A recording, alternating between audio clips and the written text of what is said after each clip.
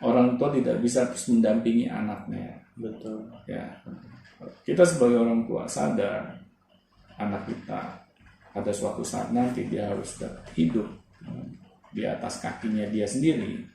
Ya, nah ayo dari kecil anak-anak ditanamkan bagaimana ya melakukan sikap mandiri. Iya, jadi nah, kalau misalnya anak ini misalnya menolak untuk mandiri, Pak. Menolak untuk mandiri dalam artian dia ketika diajarkan segalanya nggak mau. Misalnya contoh makan sendiri, nggak mau, pengen suapin. Apakah kita sebagai orang tua harus agak tegas sedikit, Pak, atau gimana, Pak? Kalau saya sih melihatnya, kalau sampai anak melakukan hal itu, ada yang dia contoh. Oh, Ya, maksudnya role model yang lain atau bagaimana? Ya. Temennya gitu. bisa jadi ya, mohon maaf ya, kalau anak ini belum sekolah ya, belum ada yang dicontoh di luar gitu. Ya mungkin neneknya ya yang senang menyuapkan anak kita. Nah akhirnya anak kita ini merasa disuapin lebih enak dibandingkan makan sendiri.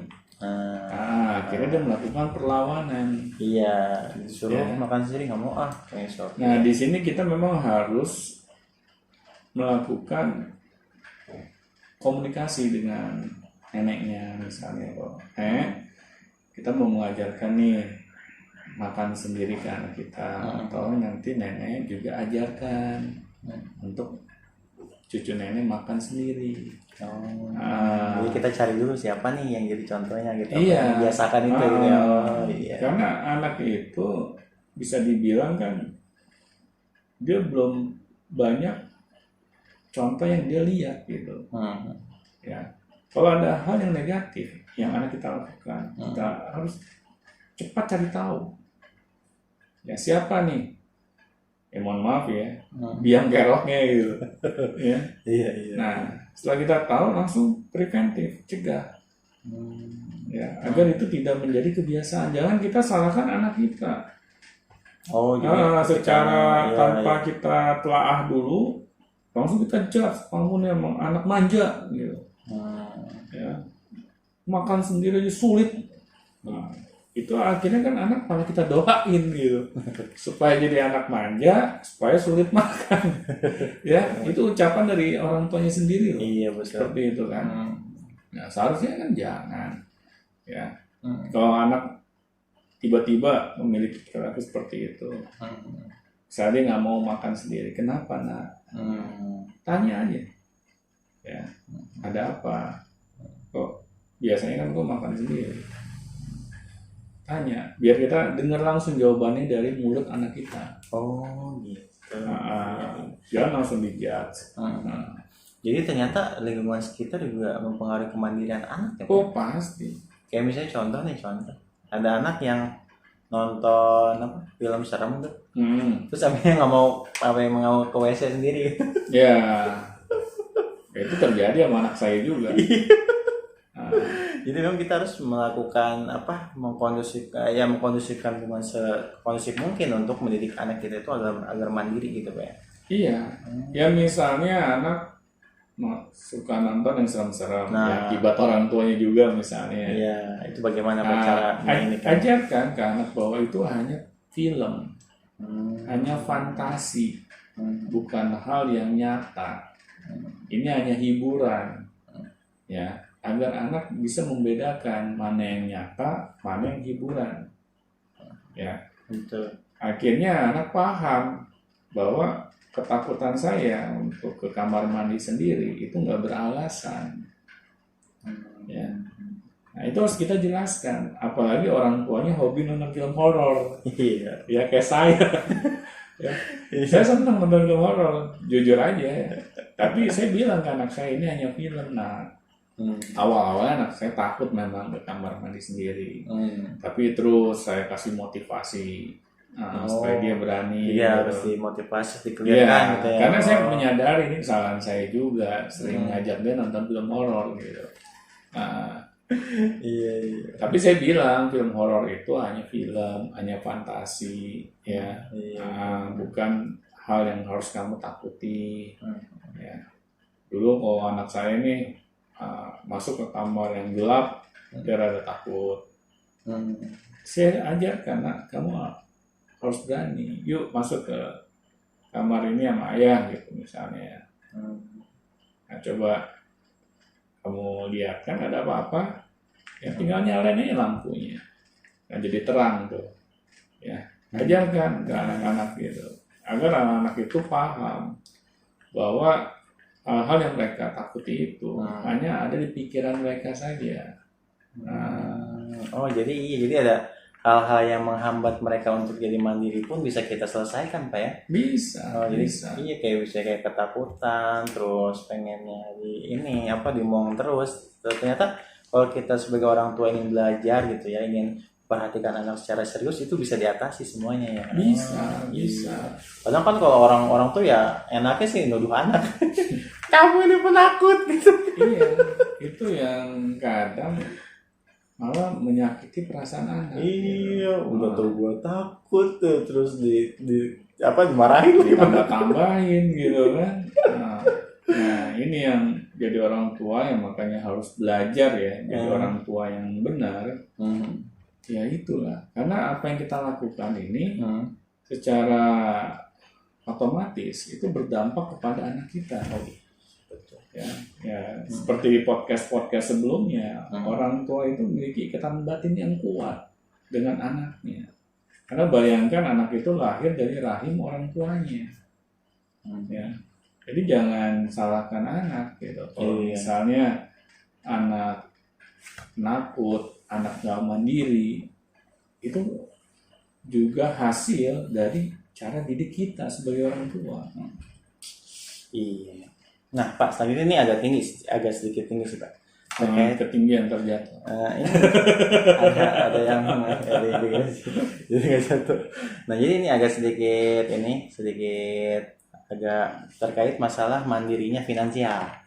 Mandiri finansial. Nah, oke, contohnya ya, Pak. Contohnya misalnya jadi anak-anak itu kan kita kan sebagai orang tua terkadang ketika melihat anak itu pengennya itu ngejajanin gitu. Anak kita pengen jajan. Enggak, kita orang tuanya pengen ngayomin gitu. Jajanin anak. Sampai pada suatu saat mungkin dia sudah besar, orang tuanya nggak sadar bahwa anaknya tuh ternyata belum bisa mandiri secara finansial. Karena anaknya belum bekerja. Iya, terus-terusan minta sama orang tua gitu. Ya itu karena memang anak dari kecil tidak pernah diajarkan. Nah, bagaimana Pak biar tips-tipsnya atau cara-caranya agar anak itu bisa sesegera mungkin finansialnya mandiri, atau apa yang harus kita lakukan nih dari kecil kepada anak itu? Nah, dari kecil pertama ajarkan anak itu untuk menghargai uang. Nah, kan kadang ada anak yang nggak tahu uang.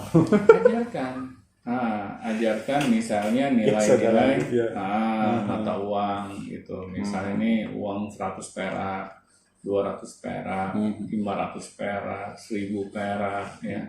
Terus 50.000 perak, 100.000 perak. Ajarkan anak biar tahu gitu. Nilai uang itu seperti apa. Nah, terus ajarkan anak untuk mengelolanya. Nah, ini sebagian untuk kamu tabung ya. Sebagian lagi boleh kamu jajanin. Terus kalau kamu pengen beli sesuatu, ya hasil dari tabungan kamu. Nah, kamu tabung dulu sampai mencukupi. Itu di umur berapa Pak bisa begitu? Saya sama anak saya dari SD. SD kelas 1. Kelas 1 ya? Iya. Saya kasih nih uang jajan ke anak saya. Udah mulai dia harus pisahkan. Oh, jadi mengelola itu harus diajarkan di kelas 1. Iya. Jadi ketika dia menuntut sesuatu, dia nggak menuntut lagi ke orang tuanya. Dia bongkar tabungannya. Ya, kayak kemarin dia beli HP tuh, ya. Dia sebagian besar uangnya dia. Saya hanya nambahin sedikit. Karena saya ingin anak saya ini harus belajar mandiri. Kalau anak dibiasakan mengelola keuangannya dengan baik dari kecil, dia akan menghargai uang. Dia tahu bahwa uang itu tidak boleh dihambur-hamburkan untuk hal yang nggak bermanfaat. Sampai anak saya ajarkan untuk mau bersedekah. Harus ada yang kamu sisihkan, ya, untuk kamu sedekahkan. Karena ini penting, karena ini ajaran agama. Ya. Nah, jadi dia mulai tuh memisah-misahkan. Mana yang buat dia tabung, mana yang buat dia sedekahkan. Oh, tapi kita terus kontrol ke orang tua. Kontrol. Kita harus kontrol keseharian anak kita. Ya, makanya kewajiban kita sebagai orang tua itu juga menemani anak kita. Jangan anak kita titipkan sama orang lain gitu dan berharap orang lain mengajarkan hal-hal seperti ini. Ya, ini sama aja gitu. Kita ingin orang lain menyelesaikan masalah hidup kita. Apakah mungkin bisa? Ya, betul. Orang lain udah sibuk dengan masalahnya, ditambah lagi dengan masalah kita. Ya, even dia saudara kita loh. Belum tentu mau menyelesaikan masalah kehidupan kita. Betul. Ya, apalagi orang lain. Bertanggung jawab atas kehidupan kita sendiri ya, Pak. Iya, benar. Sedangkan anak ini kan tanggung jawab kita sebagai orang tua. Kita yang harus mau mengajarkannya. Iya, kadang detil-detil kayak nabung kayak gitu-gitu memang jarang diajarkan oleh nenek kita atau siapapun gitu ya. Jadi yang mengajarkan tuh pasti orang tua harusnya kan. Iya. Kalau saya alhamdulillah dulu diajarkan sama orang tua saya. Sampai saya punya buku tabungan. Oh iya tuh, aku juga senang tuh. Nambah terus kan 1.000, nambah 1.000. Iya. Saya diajarin sama orang tua saya. Makanya alhamdulillah saya bukan termasuk orang yang boros. Nah, kalau saya malah boros, tapi boros dalam hal sedekah misalnya itu nggak apa-apa. Nah, tapi kalau boros untuk keperluan pribadi gitu, padahal itu bukan hal yang dibutuhkan gitu, hanya untuk mengejar keinginan semata. Nah, itu harus kita bisa manage gitu. Nah, terkait misalnya nggak terkait sini mang, contohnya ada anak yang boros Pak. Dalam hal apa nih? Misalnya dia masih SMP atau masih SD lah ya, tapi dia itu menggunakan uangnya itu atau misalnya ingin menggunakan uangnya itu memang maksudnya tidak berfaedah gitu, kayak misalnya beli mainan ya, atau misalnya yang berlebihan Pak, tapi bukan satu tapi yang berlebihan. Nah, sebagai orang tua kita harus ngapain tuh Pak?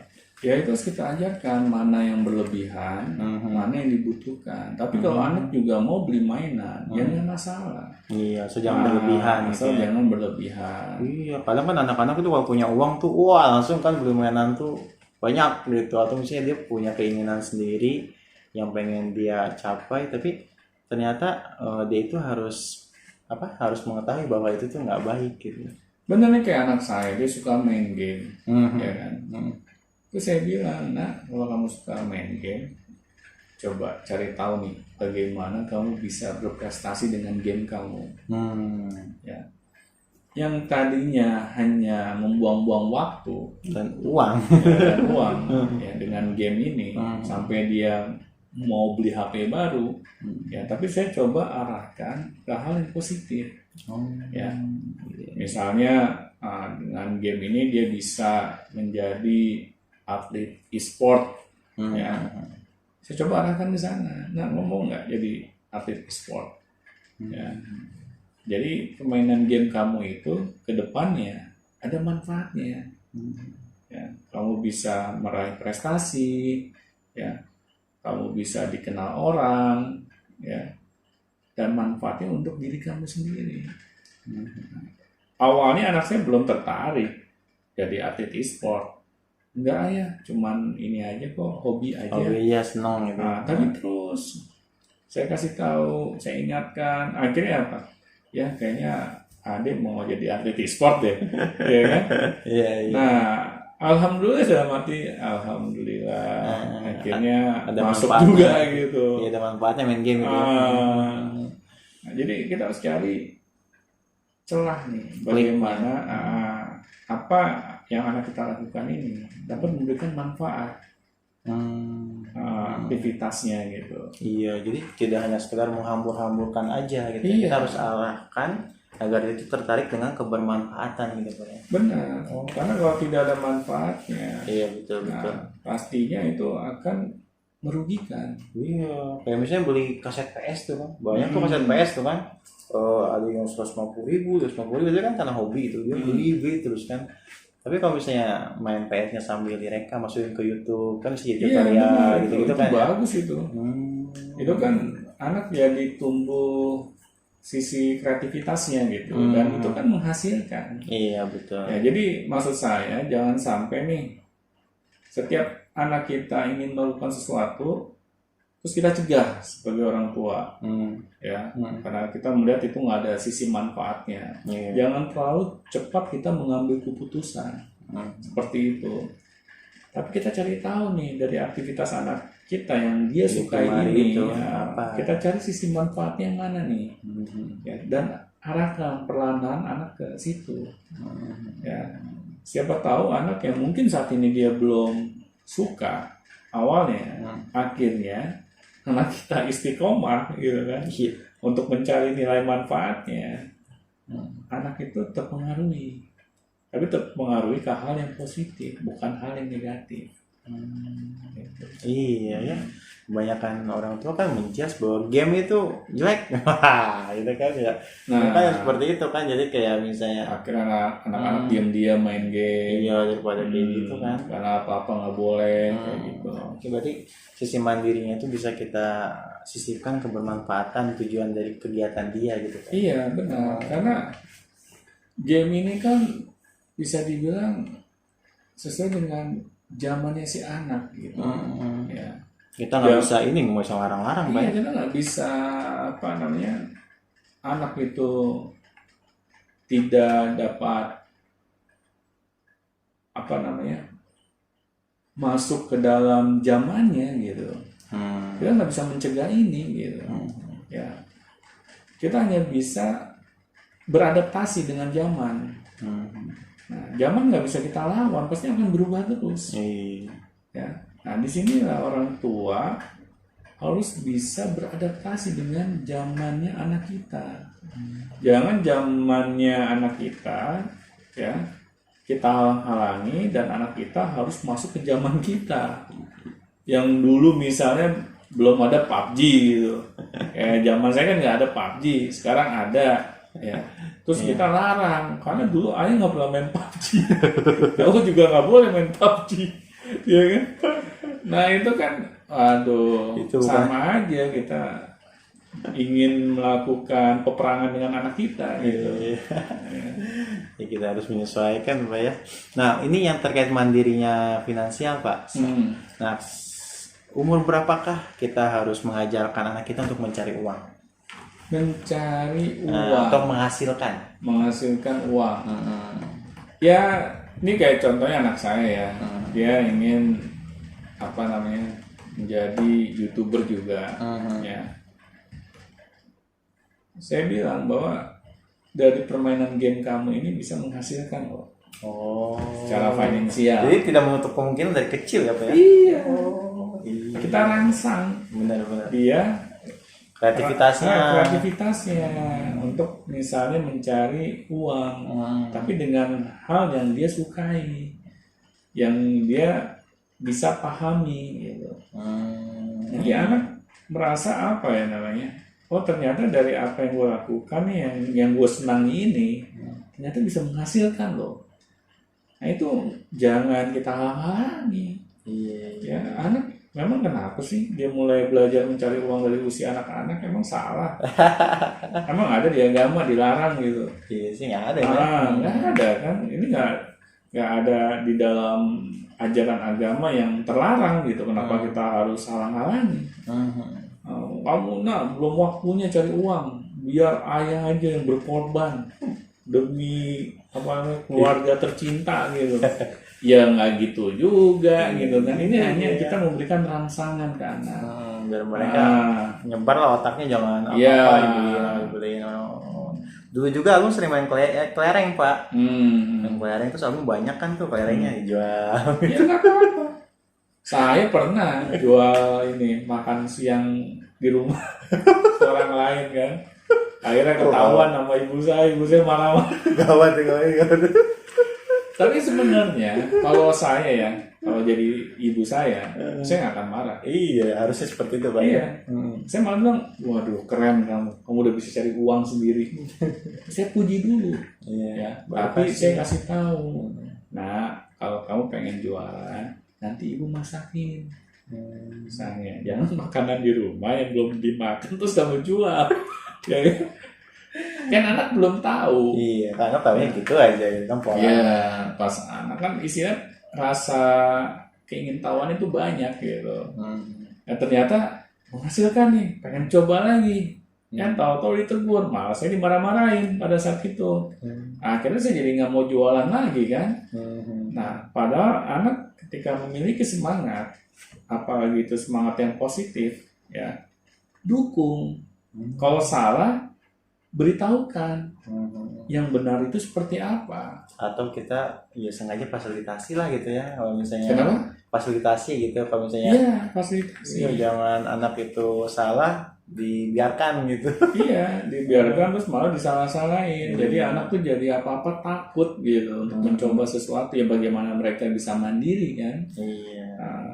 Jadi dari kecil bisa ya Pak? Bisa. Karena kan orang dewasa itu hasil dari bagaimana ketika dia kecil dia dididik.